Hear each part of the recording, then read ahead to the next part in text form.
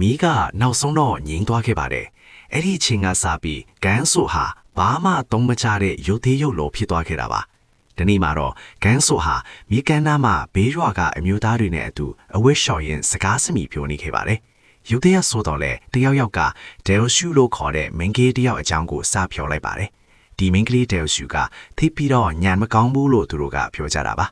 စစ်ပွဲကြောင့်ရန်သူတွေရဲ့ဖမ်းဆီးခြင်းကိုခံခဲ့ရသည့်နှိမ့်ဆက်ညင်ပန်းတာတွေကိုလည်းခံခဲ့ရရှာပါတယ်။တိတ်တဆိတ်ပြန်လဲလွတ်မြောက်လာပြီးနောက်မှာတော့သူမဟာစိတ်မမှန်တဲ့သူတစ်ယောက်ဖြစ်သွားခဲ့တာပါ။ဒါပေမဲ့သူမရဲ့ရုပ်ရည်အလားပါနဲ့ပတ်သက်လိုက်ရင်တော့လူတိုင်းကချီးကျူးနေကြတော့မှာပဲ။အဲဒါကြောင့်လူအနှဲငယ်ဟာသူတို့စိတ်ထဲမှာရဲတိုင်းတဲ့အကြံတစ်ခုရလာကြပါတယ်။အမျိုးသားတွေရေချိုးနေတဲ့နေရာစီကိုခြေထောက်နှစ်ဖက်ကကူးခတ်လာနေတာကိုတွေ့လိုက်ရပါတယ်။အမျိုးသားတွေအားလုံးစွန့်အပ်ပြီးကြောင်ကြီးနေခဲ့ကြတာပါ။ခဏကြာမှာတော့ဒဲလ်ရှုကရေပေါ်ကိုပေါ်လာခဲ့ပါတယ်။ဟိုကူးဒီကူလှုပ်ပြီးတဲ့နောက်မှာတော့သူမရဲ့ဖက်နှက်တွေပျောက်ဆုံးနေတာကိုတွေ့လိုက်ရပါတယ်။ချက်ချင်းဆိုတော့လေညကန်သားတစ်ခုလုံးပရန်ပရာဖြစ်သွားပြီးဒဲလ်ရှုအတွက်ဖက်နှက်ရှာပြီးဖို့အလူအယက်စူးစမ်းကြပါတော့လေ။အဲ့ဒီနေ့ကစပြီးကန်ဆိုဟာဒဲလ်ရှုကိုချစ်မိသွားပုံရပါတယ်နော်။သူဟာနေတိုင်းတောင်ဖို့ကိုတက်လာပြီးဒဲလ်ရှုအတွက်စားစရာတွေလာပို့ပေးလေးရှိပါတယ်။ဒါတွေအားလုံးကိုသူလှုပ်ဆောင်ပေးခဲ့တာဖြစ်ပြီးဒဲလ်ရှုကလည်းအကုန်လုံးကိုမြင်တွေ့ခဲ့တာပါ။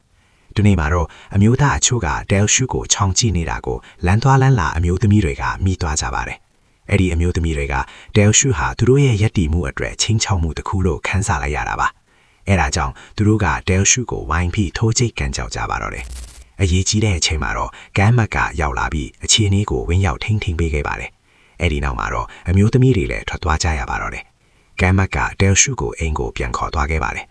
သူမကိုတနားမိလို့ခိုကိုရအိမ်တလုံးပေးချင်းတာပါလို့သူကပြောခဲ့ပါတယ်။ပြီးတော့ကန်ဆိုကိုလည်းဒါမင်းရဲ့မကြီးပဲလို့ပြောလိုက်ပါတယ်။ကန်ဆိုကတော့ဒီကိစ္စကိုလက်မခံနိုင်ခဲ့ပါဘူး။သူဟာတယောက်တည်းမြေကန်သားကိုသွားပြီးလာရောင်ကြည့်ရင်စီအပန်းဖြေနေခဲ့ပါတယ်။ရုတ်တရက်ကအကူညီကောင်းနေတဲ့အတန်းကိုကြားလိုက်ရပါတယ်။သူဟာအဘိုးအိုတယောက်နဲ့ခလီးတယောက်ကိုကယ်တင်ပေးခဲ့ပါတယ်။အသက်ကယ်ပေးတဲ့အတွက်ကျေးဇူးတင်တဲ့အနေနဲ့အဘိုးအိုကသူ့ကိုမြေရိုင်းတစ်ခုစီလမ်းပြခေါ်ဆောင်သွားခဲ့ပါတယ်။သူဟာမြေကြီးထဲကနေဝိုင်းပူလင်းတပူလင်းကိုတူးထုတ်လိုက်ပါတယ်။ဒါပေမဲ့အဘိုးအိုကသူ့ကိုတငုံပဲတောက်ရမယ်လို့တတိပေးခဲ့ပါတယ်။အကယ်၍အများကြီးတောက်မိရင်တော့ဆိုးရွားတဲ့အကျိုးဆက်တွေရှိလာလိမ့်မယ်လို့ဆိုပါတယ်။ပြီးတော့ဒီဝိုင်းကိုတောက်ပြီးရင်15ရက်တိုက်အမျိုးသမီးတွေကိုမထီးတွေးရဘူးလို့လည်းပြောပါတယ်။အကယ်၍ဒီ15ရက်ကိုတာကြော်ဖြတ်နိုင်ခဲ့ရင်သူ့ရဲ့ခန္ဓာကိုယ်တစ်ခုလုံးဟာနေရာတိုင်းမှာပိုပြီးတတ်မာလာမှာဖြစ်ပါတယ်။ဟုတ်ပါတယ်ဘယ်နေရာမဆိုတတ်မာလာမှာပါ။ကန်ဆိုကဝိုင်းကိုတငုံတောက်ပြီးတဲ့နောက်မှာတော့ရွာသားတွေရဲ့လောင်ပြောင်မှုတွေကိုရုတ်တရက်တတိရသွားခဲ့ပါတယ်